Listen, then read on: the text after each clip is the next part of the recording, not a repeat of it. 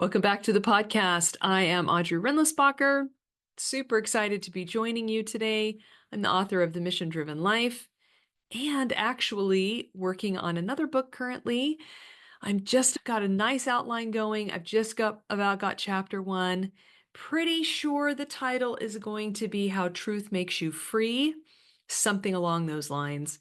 And it's coming together nicely. I'm going to share some bits and pieces over the coming weeks with you, and we'll be getting that out as quick as we can.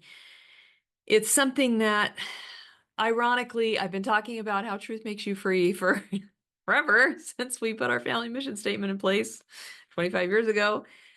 But I never have taken the time to actually articulate clearly what it means to be set free. And that's kind of the challenge that became clear. That was the question that needed to be answered really early on in the book, because it's not intuitive. The way that we talk about having the truth make you free doesn't necessarily correspond. It does exactly correspond with what Jesus talked about, but that's not intuitive. People don't always know what we mean. And definitely when you just say that phrase, they don't intuitively know what you mean. So anyway, it's been a fun experience to really try to get that right so that you and I can share this really vital message with more and more people. And then I'm coming up on the next few chapters on the nature of truth, and that's going to be super exciting to write. So in conjunction with doing all of that, I have been perusing books on natural law and other sources and returning to some books that have had the most impact on me. And there's this section in the book after the natural law, and I'm pretty sure that I think my Aristotle and Plato podcast came from some concepts from this book. There's a few different podcasts that you can listen to alongside this one. And I'm going to link those for you, but it's also interconnected. But there's this section in this book that was so fascinating to me. I've reread it and reread it and reread it. And mark my words, someday I'm going to have, if I can possibly pull it off, the author, John Lawrence Hill, on this podcast, because I would love to talk to him. He has so many insightful ideas. But before I get started, I just want to thank you all for those of you that have shared out the podcast. If this is helpful to you, if it's blessing your life, please share it with a friend. Please like and subscribe and leave reviews. That is super duper helpful for us. Click the bell if you're on YouTube and you want more videos like these. Today, we're going to talk about the concept of authenticity. And it really struck a chord with me. And I don't know if this author meant to do this. I'm not exactly sure when this was written.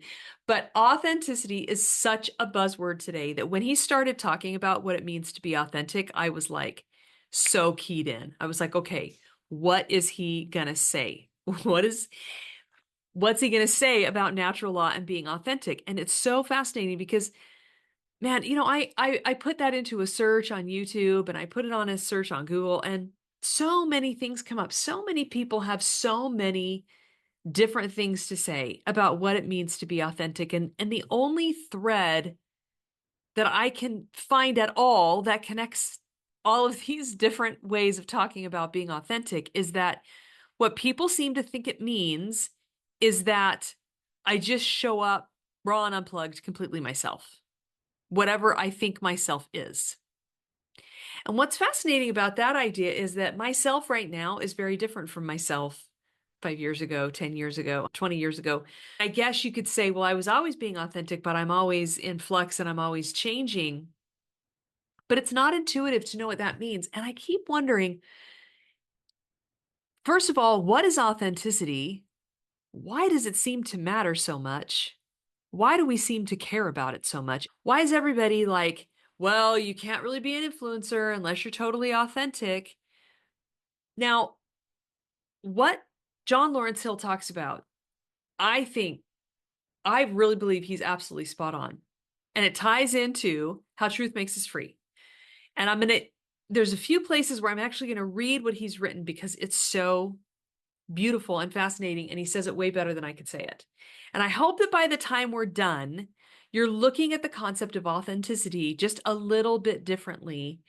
And you're seeing something, and I'll just start with this. I didn't go find the exact quote, but C.S. Lewis has this beautiful picture that he paints. He talks about how, we make choices that can bring us closer to God, and how some people might think that when people are closer to God, that they're more the same.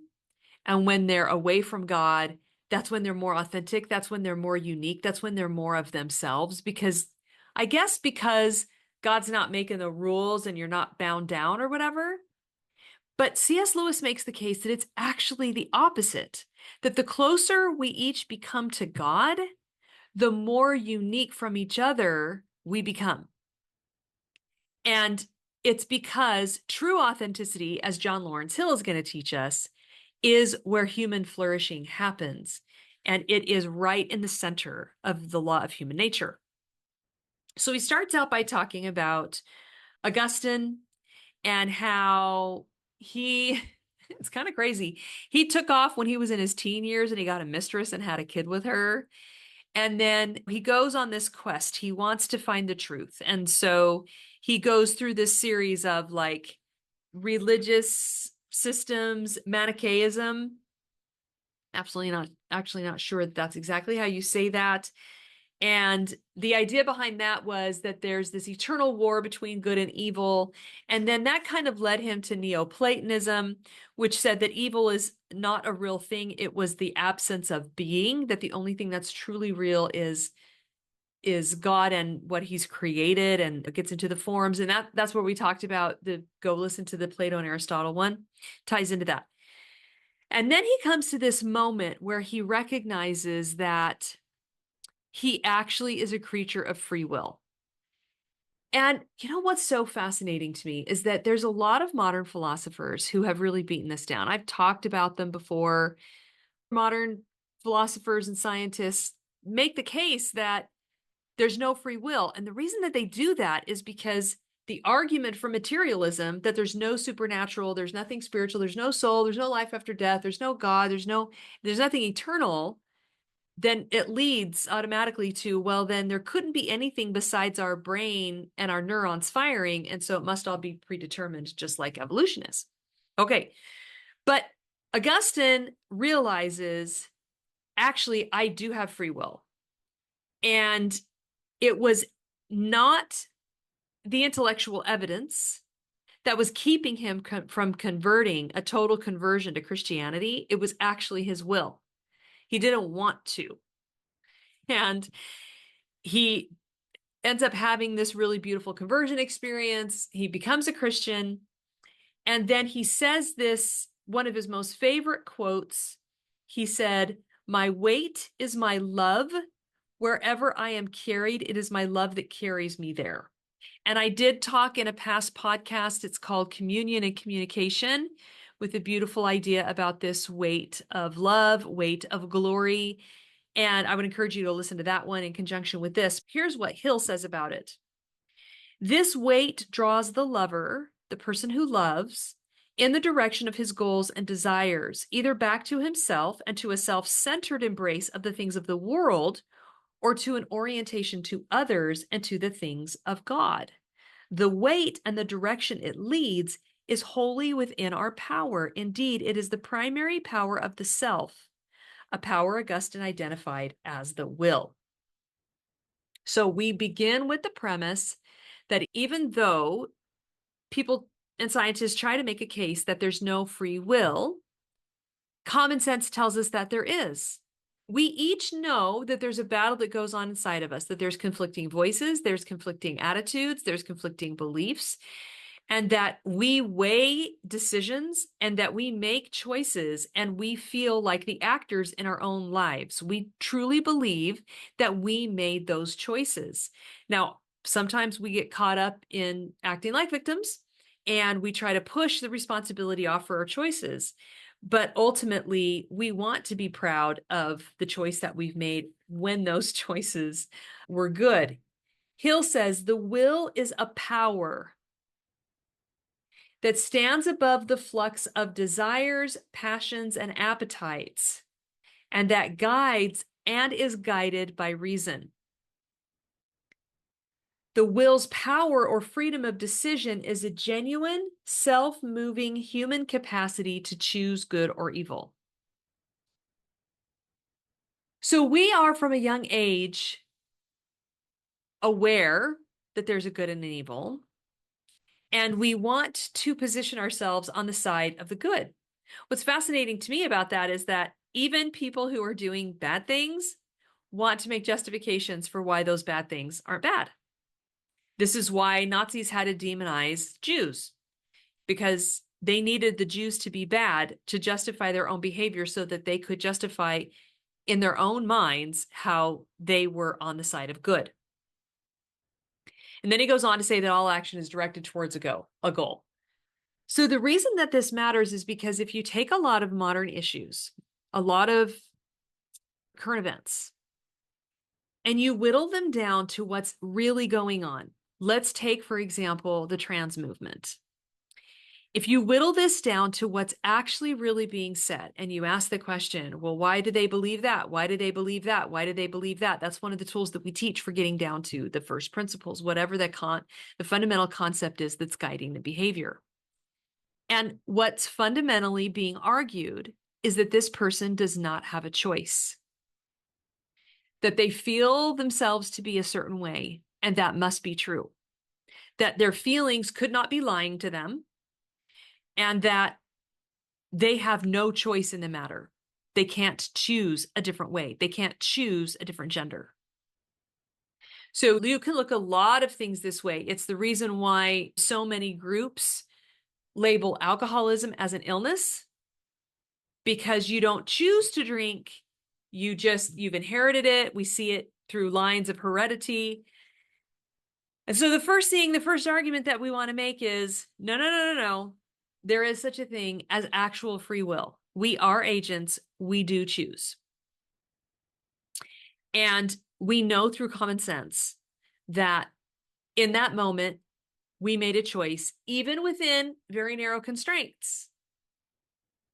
And if this weren't the case, then every person with a certain kind of upbringing would always turn into a certain kind of person. That's one of the concrete ways that we know that free will must be real. Because if you have two people who are raised in abject poverty and they don't both have the exact same outcome, then they must have had the ability to choose outside of the context of their upbringing and that framework. If you accept the fact that you have free will, if you don't embrace free will, you cannot ever truly be free, because you will spend your time and your energy and your life justifying to yourself why certain conditions of your life are not your fault.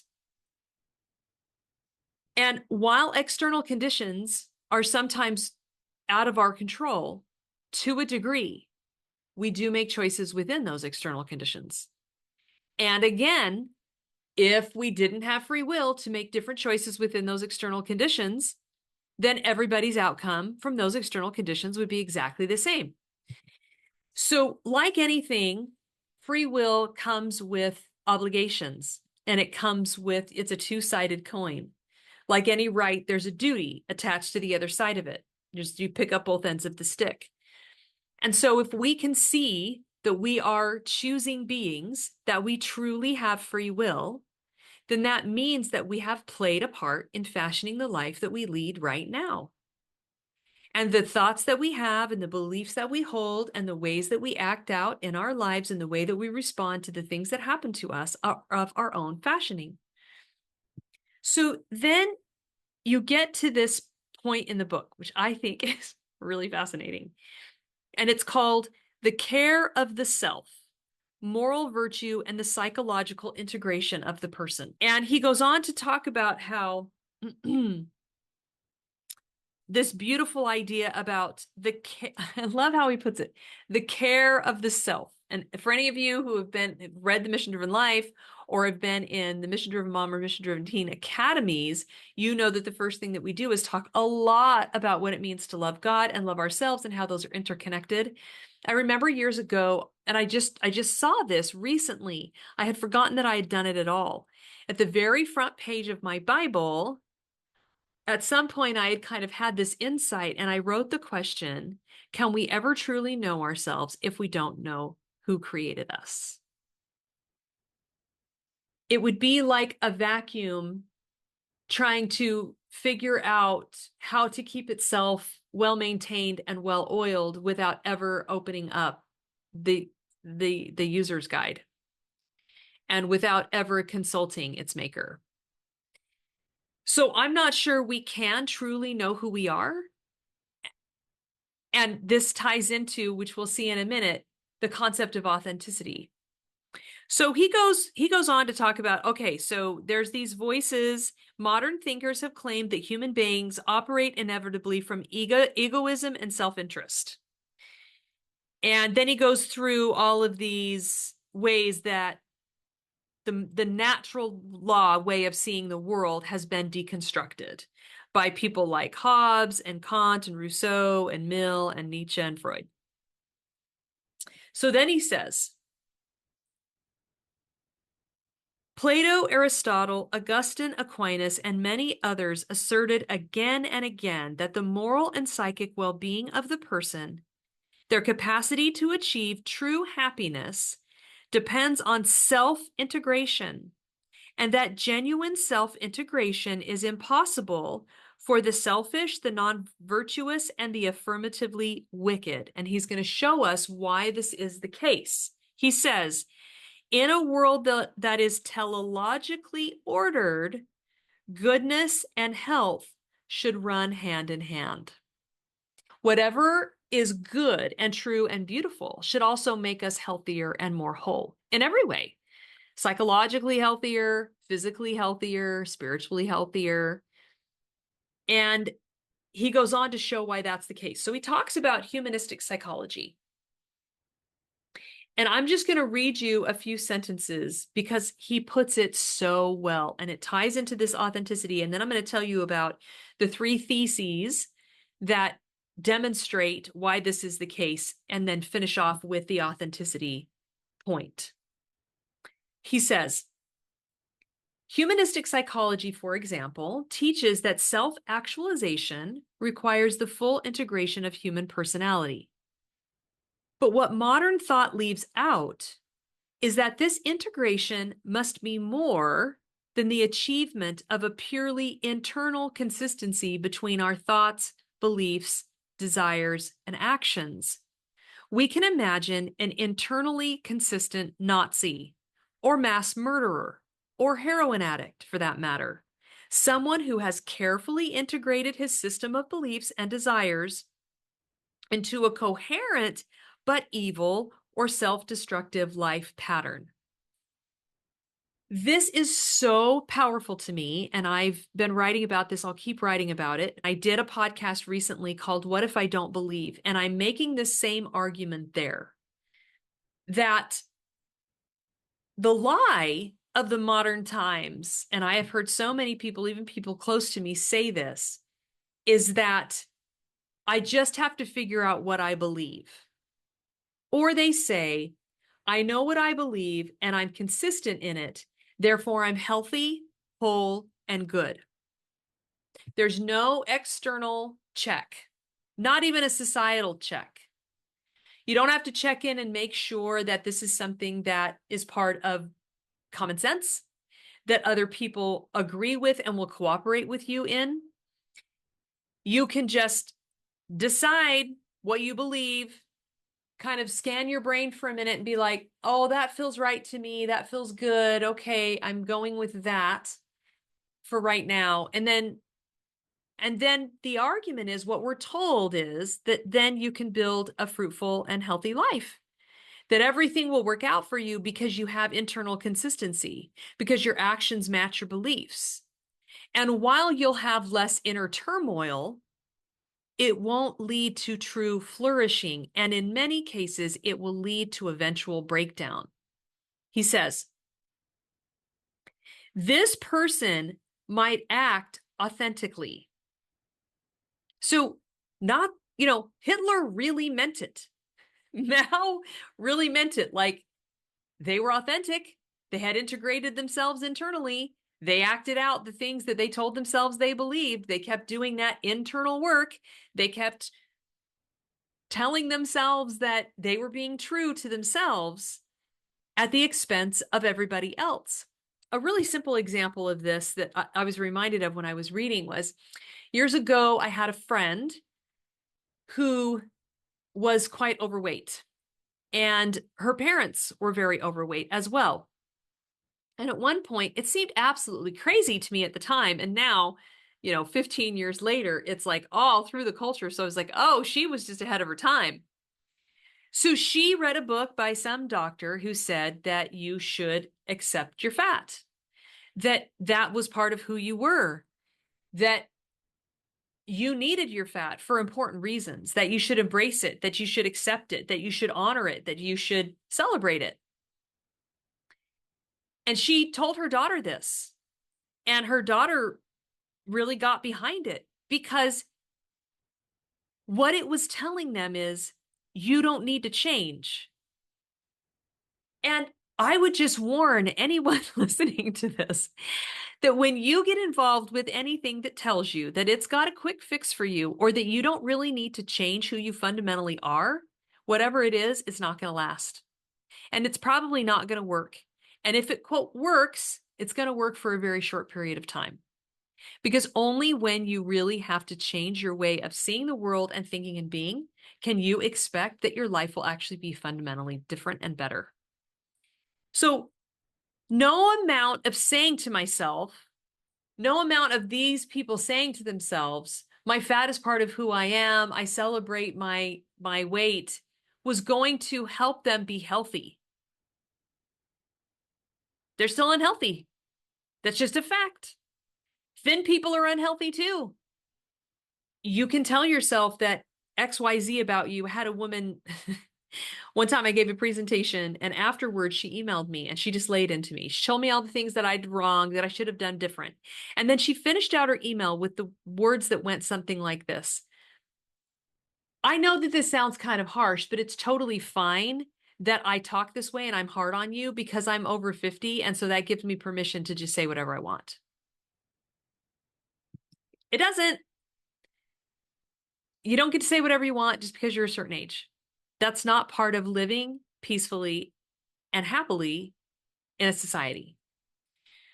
So the person might act authentically. They might have done the work to be internally consistent, but that doesn't mean things are going to work out for them. He goes on, in the sense that his spontaneous responses to the world reflect the internal consistency of his system of beliefs and desires, and his chosen pattern might even prevent a certain amount of internal conflict. But internal consistency is not enough for true human flourishing. Just exactly like these examples, this woman's relationships are not going to flourish when she tells herself that she can just say whatever she wants whenever she wants and hurt people's feelings because she's a certain age. This family is not flourishing in their health. And I knew at the time, I mean, the dad was going in for surgery to have part of his intestines removed. I mean, they weren't flourishing. And telling themselves a lie that it was okay that they were obese was not helpful to them. True integration requires more than internal coherence. That's why it's not enough to say, this is what I believe. Because, and I've talked about this before multiple times, that if someone in your life was doing something you knew to be self-destructive, but they told you it's what they believed, you would still try to stop them because they aren't flourishing. Their beliefs are in conflict. Their beliefs are not in line with truth or reality. Beliefs and truth are not the same thing. And it would always serve us best to get our beliefs aligned with truth the best we can. And it's a lifetime journey. It's going to take a long time to do it. So best to get started. Anyway, he goes on. True integration requires a life lived virtuously in accordance with our human telos, which is inherently relational, bound up with the good of others. This is when we submit to a higher way for our own benefit and for the benefit of the people around us. It's when we accept that we have to realign who we are. In a footnote, he says, in fact, classical thinkers from Plato to Aquinas would point out that full internal consistency is not even possible if one is not living in accordance with his true nature. The reason for this is that the wicked or non-virtuous life prevents a person from achieving his true nature or identity. The wicked person lives in conflict not only with others, but ultimately with himself. Because he was born with what is called how do you say it? Synderesis? Synderesis? Not sure how to say it, which is like the conscience, because we're all born knowing good and evil. And we know that we should choose the good. Those are the two first fundamentals of the law of human nature, the two first principles. And when you are at war with yourself because you know your behavior doesn't align with what you know to be right and true and good and beautiful, and then you are unwilling to course correct, it's one thing to recognize that you're out of alignment, but you're trying, or you're saying you're sorry, or you're trying to get answers, or you're being transparent about that with the people that you love, not in a throw my hands up in the air kind of way, but in a I'm really trying to get there kind of way, then it works. You know, your conscience will let you off the hook when you know that you were trying. But when you're justifying, when you're blaming, all you're doing is creating this internal conflict that becomes unbearable, which is why it's not helpful to ask yourself, what do I believe? And then try to live that out in direct conflict at some points with the nature of reality and the truth that exists outside of you. He goes on, an internal consistency of unhealthful or positively evil desires and beliefs will always chafe against the call of one's unrealized nature. So he's got three theses as to how we can become truly authentic through living out virtue. So we have a free will. We need to use it to choose the good, accept that we're fully responsible for who we are and where we are, and then seek after virtue to help us become a fully integrated person. So the first one is that there's conscience and reality of moral knowledge. So he says we intuitively know good and bad. He says in the case of moral knowledge, our understanding can be thwarted by dysfunctional circumstances, by a bad character. Another example of Augustine's insight that the orientation of our character colors our moral understanding. Nevertheless, a true understanding of the good is there in latent form, waiting to be actualized in every human person. What the analogy that I thought of with this, and I'm just throwing this out there, I'm sure there's better ones, but it's kind of like we all have the inherent latent ability to ride a bike. It's there, it's in us, but it has to be realized, it has to be brought out, and it has to be practiced.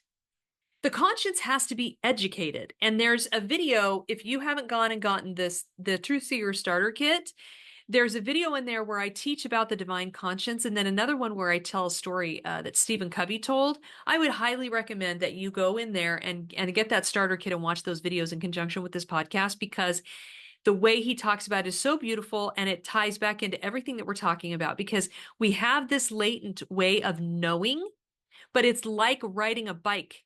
We must exercise it. We must gain the skills. We must educate ourselves in doing it and doing it well. And this synderesis, which I talked about before, somebody's going to correct me and tell me how to say that, but this is the way that Aquinas thought of it, a natural habit inclining us to the good, since both reason and the will incline toward the good, as reason understands the good. Synderesis is not just knowledge, it's an inclination to the good implanted in our practical reason. It's a potential, but the conscience has to cooperate with it. And the conscience can be deadened. It can be uneducated. It can be weak because it's a muscle, it's a capacity that we have to educate. But he also says this so fascinating. He says, the conscience, the term is literally conscience, which means knowing with. We know with others and we know with God the distinction between good and evil. And I would say we also know with ourselves. And the first time we take an action, knowingly that's wrong, well, I'll talk about that in a minute, but we move ourselves in a direction, and that makes a difference in educating the conscience. Our actions strengthen or deaden the conscience. And he says, by the way, even when our conscience is distorted, it binds us. We still think that certain things are right and wrong. And in order to feel like we are a decent human being, we must obey what the dictates of conscience are. And the modern idea of freedom of conscience or liberty of conscience only makes sense in this framework. It doesn't make sense if we don't have free will, because why would our conscience need freedom if it's culturally and societally constructed? We wouldn't offer freedom of conscience to the individual. We would just fix the society. So the second part of becoming truly authentic and of the full integration of the self through the free will is choice in the constitution of our character. And this is really beautiful. He says, choices are not simply separate and distinct points along the course of life's trajectory. It's not like I made this choice here and I made this other choice over here and a third choice over here.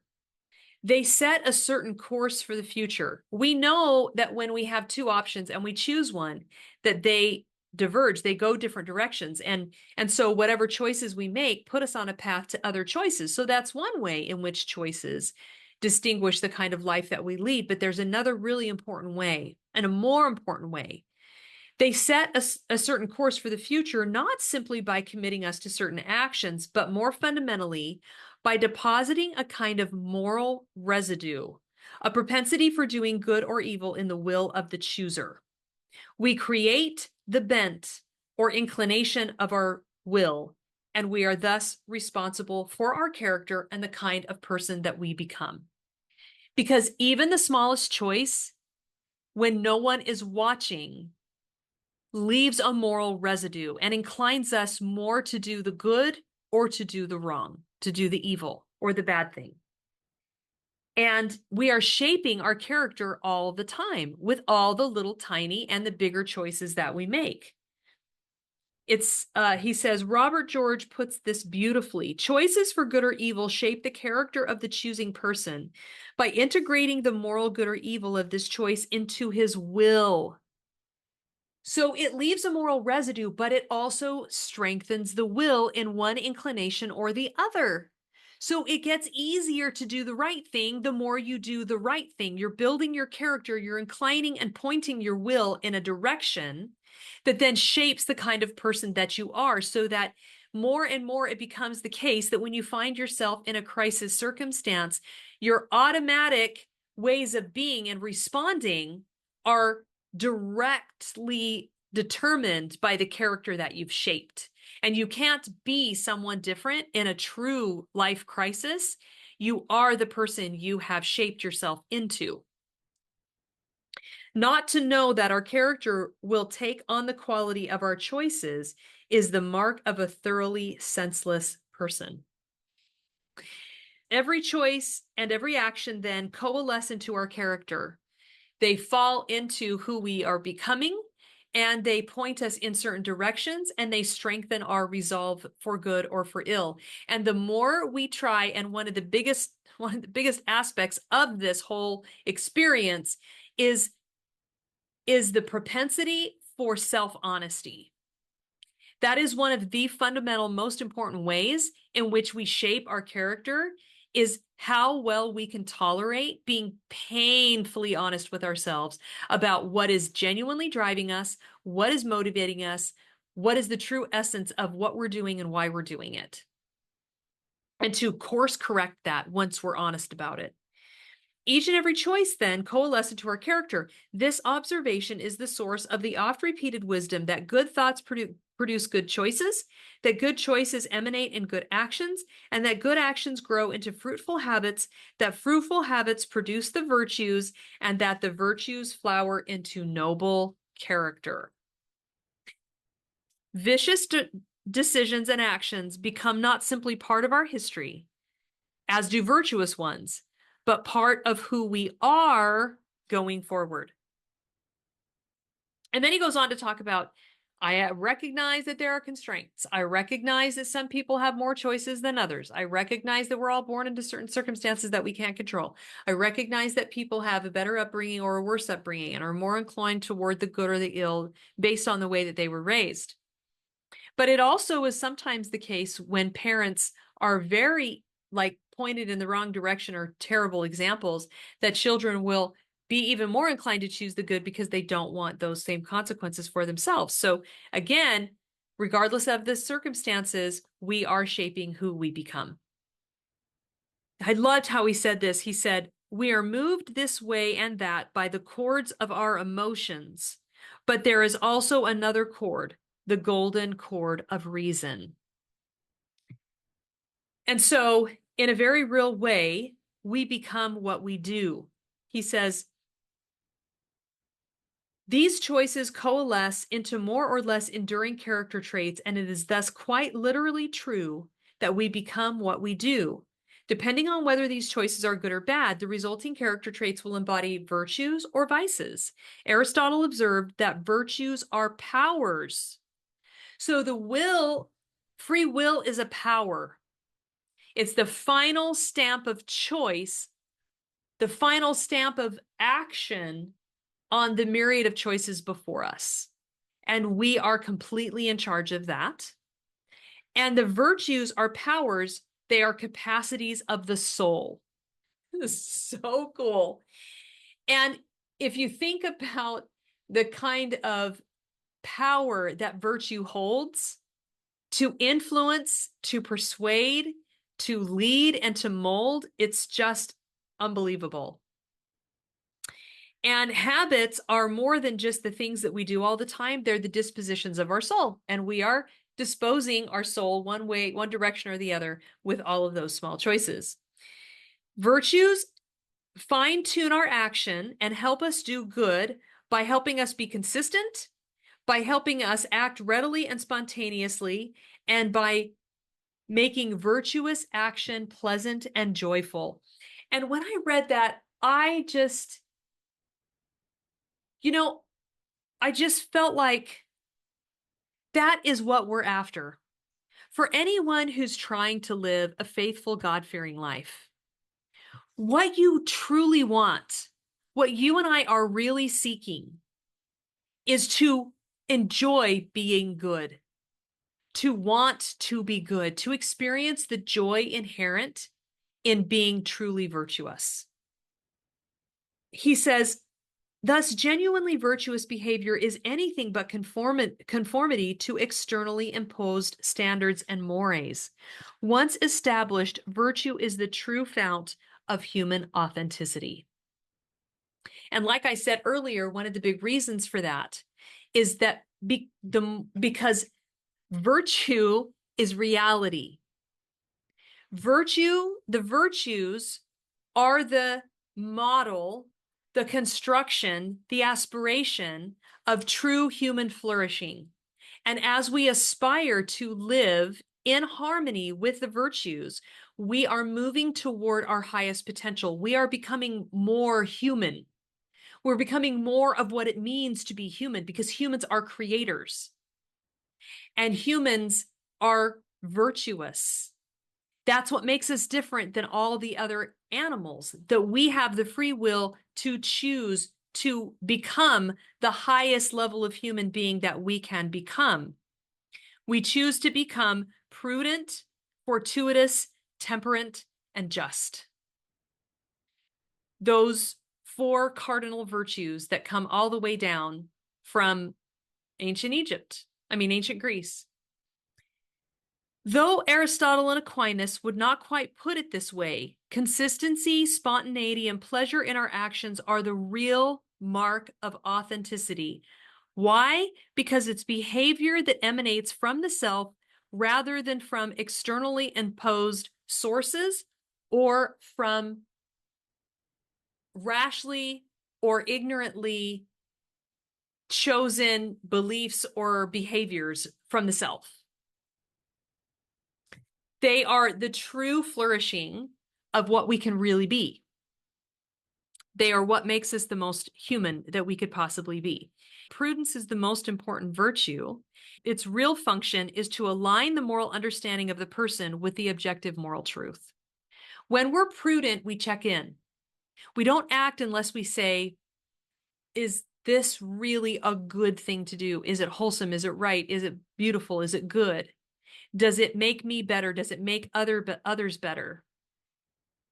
And as it concerns the will, prudence is a practical power that facilitates doing, a power to put ethical knowledge into action and to choose an appropriate act under the circumstances. Prudence prevents the passions from hijacking our moral commitments. That is so key in a postmodern world, because the postmodern world tells you that it is power that motivates people, not love, and that everybody wants to get theirs, and that the thing that's the most truly you, that's the most truly authentic about you, is your passions and your emotions. And it's a lie. What's the most unique about you is when you're so you're not perfectly, but you're so well aligned with truth, with the nature of reality and the laws of human nature, that your uniqueness spills out. That because your life is in order, you have the freedom to express yourself in ways you never could otherwise. And that self-knowledge and that self-discovery bubbles out, and you have a more unique ideas and impact than you could otherwise have. Prudence also has a reflexive psychological component. By conforming our reason and will to the objective moral order, by knowing and seeking and doing the good, prudence facilitates our genuine self-integration, and herein lies the true meaning of authenticity. True authenticity is not simply acting spontaneously from our established pattern of personality. It is acting spontaneously and in our individual ways from a fully integrated self, the self that acts in accordance with the objective moral order. If you want to be the most authentic person you could be, then get busy finding the truth, integrating it into your nature, getting truly obedient to it, and you will find that your ability to be who you really are, to reach your true potential, to be a real, authentic, genuine, unique creator in the world is magnified 1,000-fold. Thanks so much for joining me today, and I will see you next time.